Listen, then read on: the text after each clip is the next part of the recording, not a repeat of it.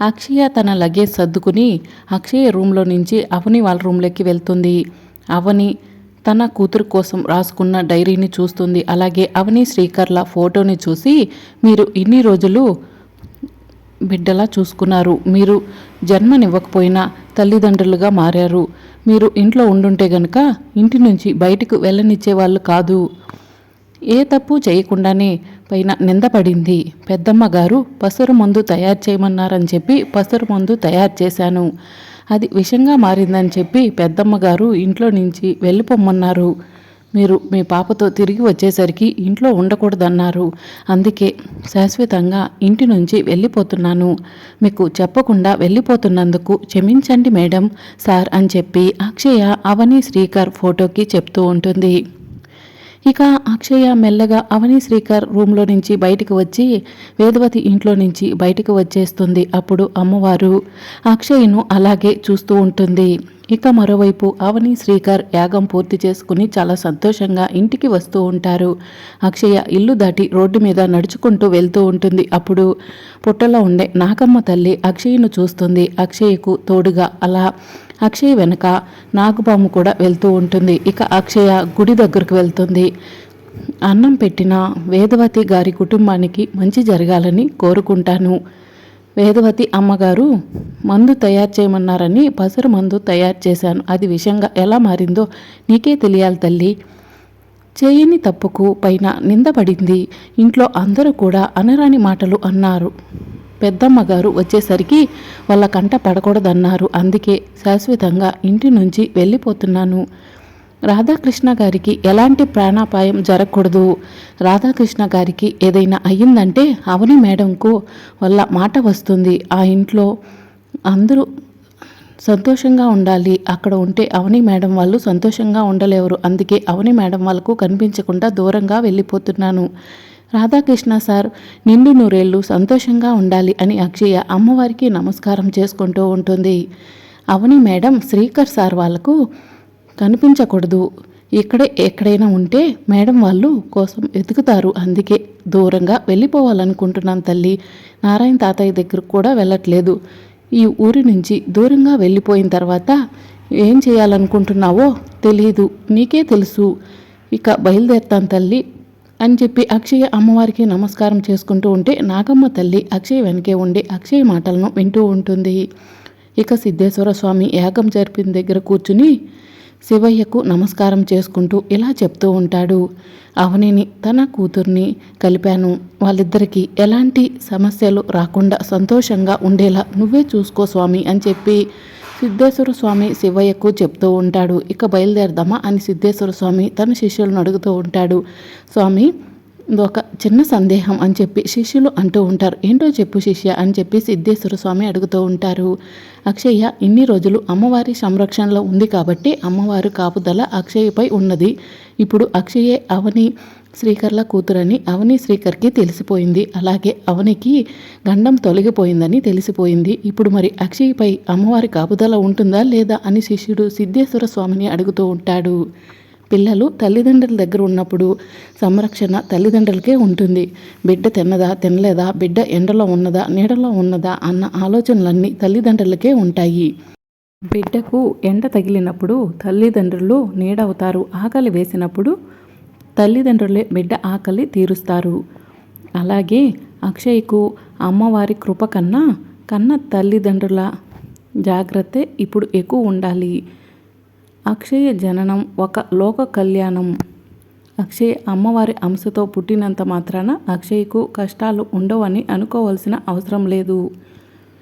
ప్రతి జీవికి ఏదో ఒక రూపంలో సమస్యనో ప్రమాదమో వచ్చి తీరుతుంది.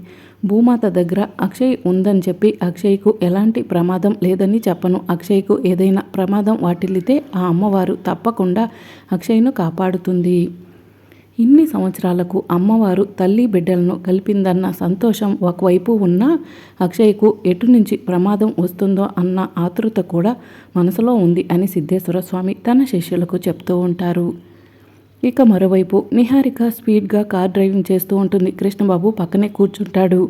ఎక్కడికి బంగారం అంత స్పీడ్గా డ్రైవ్ చేస్తున్నావు అని కృష్ణ అడుగుతూ ఉంటే నువ్వు కామ్గా కూర్చో అని చెప్పి నిహారిక అంటుంది. ఇందాక నుంచి కామ్గానే కూర్చున్నానని కృష్ణ అంటాడు. ఇక మరోవైపు సిద్ధేశ్వర స్వామి, ఆ కుటుంబం సంతోషంగా ఉండాలని కోరుకుందాం, అందులో అక్షయ్ ఉండాలని కోరుకుందాం, అంతకు మించి దైవ లీలలు ఎలా ఉన్నాయో తెలియదు కదా అని సిద్ధేశ్వర స్వామి తన శిష్యులకు చెప్పి యాగం జరిగిన దగ్గర నుంచి బయలుదేరతారు.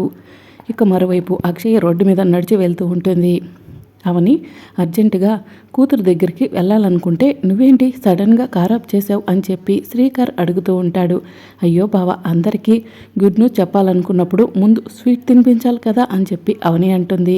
ఇక అప్పుడు అక్షయ అవని శ్రీకర్ని చూస్తుంది. మేడంకి సార్కి కనిపించకూడదు అని చెప్పి చాటుగా దాక్కుంటుంది. అక్షయ కూతురు అన్న నిజం అత్తయ్య వాళ్ళకు చెప్పగానే అత్తయ్య వాళ్ళ మొహంలో ఎంత సంతోషం కనిపిస్తుందో బావా అని అవని అంటుంది.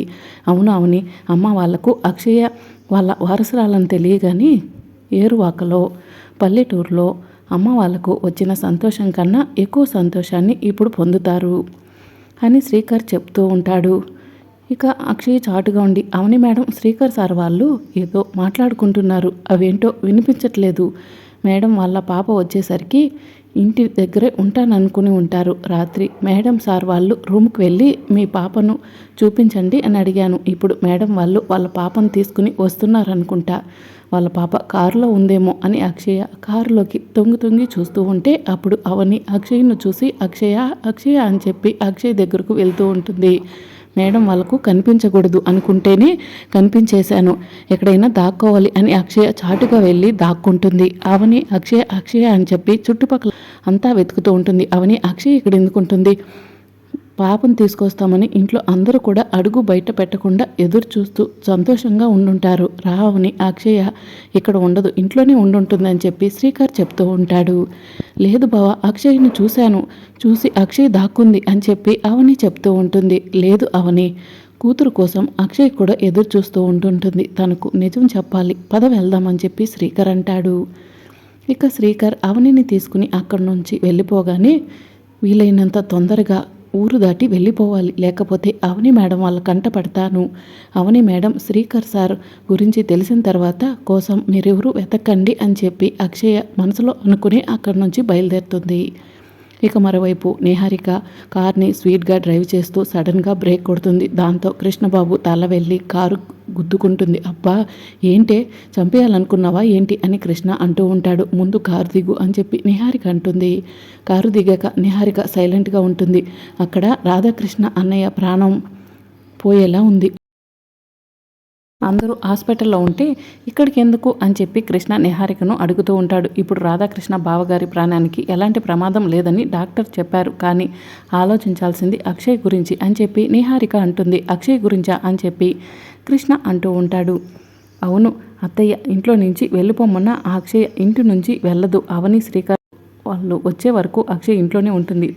అవని శ్రీకర్ వచ్చారంటే అక్షయ్ వాళ్ళ కూతురే అన్న నిజాన్ని అందరికీ చెప్పేస్తారు. అప్పుడు అత్తయ్య అక్షయ్ను నెత్తిన పెట్టుకుంటుంది, అప్పుడు ప్రమాదం అని చెప్పి నిహారిక అంటుంది. అందుకే అక్షయ్ను అందరికంటే ముందే ఇంటికి వెళ్ళి పంపేయాలి అని చెప్పి నిహారిక చెప్తూ ఉంటుంది.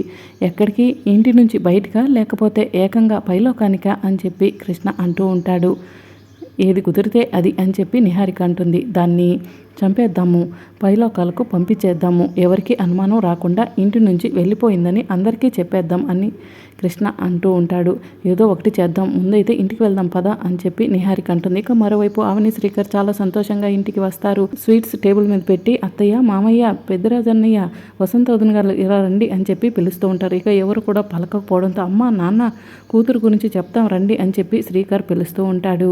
ఇదేంటి బావా కోసం అందరు కూడా ఎదురు చూస్తారనుకుంటే ఇన్నిసార్లు పిలిచినా ఒక్కరు కూడా బయటకు రావట్లేదు, అసలు గద్ద కోడి పిల్లను తన్నుకుపోయినట్టు ఎదురుగా నిహారిక కృష్ణలు ఏం విషయం తెలుపుతామా అని చెప్పి ఎదురు చూస్తూ ఉండాలి, వాళ్ళు కూడా కనిపించట్లేదు అని చెప్పి శ్రీకర్ అంటాడు. అవని అక్షయ అయినా ఉంటుందా, అక్షయ్ని పిలు అని చెప్పి శ్రీకర్ అంటాడు. అమ్మ అక్షయ, అక్షయ ఎక్కడ ఉన్నావమ్మా, త్వరగా రా అని చెప్పి అవని పిలుస్తూ ఉంటుంది.